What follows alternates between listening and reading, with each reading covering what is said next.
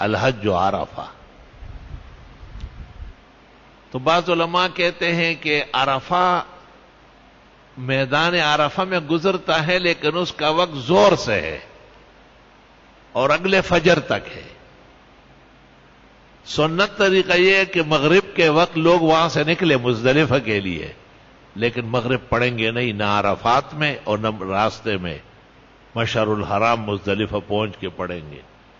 اب فقہا کہتے ہیں اگر راستے میں کسی نے غلطی سے بھی پڑھی تو نماز نہیں ہوئی، بلکہ وہاں پہنچ کر پڑھنی پڑے گی. آج حکم ہے کہ یہ نماز مغرب ادا نہیں، قضا کر کے پڑھو. شریعت اتباع کا نام ہے. تو وقوف عرفہ اصلاً مغرب تک ہے، زور سے لے کر 9 ذی الحجہ کو.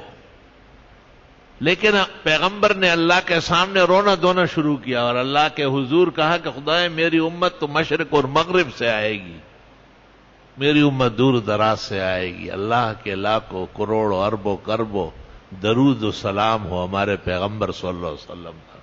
کیا شان ہے آپ کی، کیسے ذہین و ذکی آدمی ہے.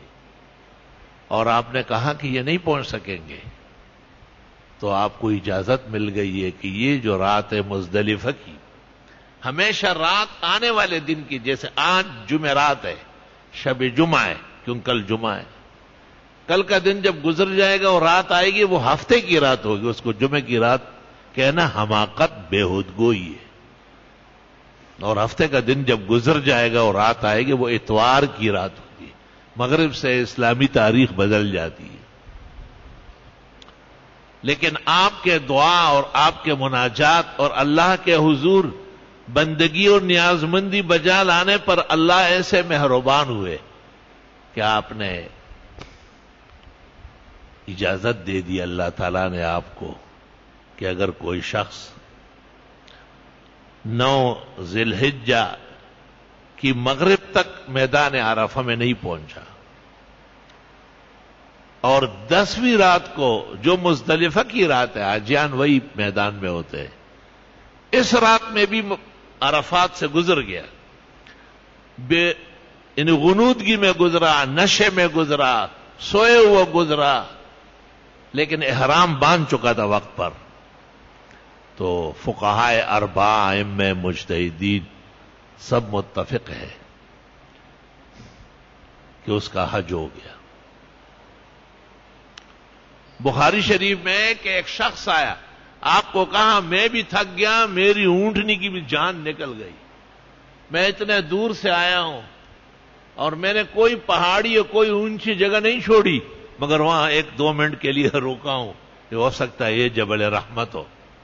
آپ نے اس سے پوچھا کہاں سے آئے ہو، کون کون سے راستے سے، کون کون سے پہاڑ سے، اور اس کے بعد آپ نے اس کو مبارکباد دی کہ ابشر، آپ کا حج مبارک ہو، آپ عرفات سے ہو کے آئے.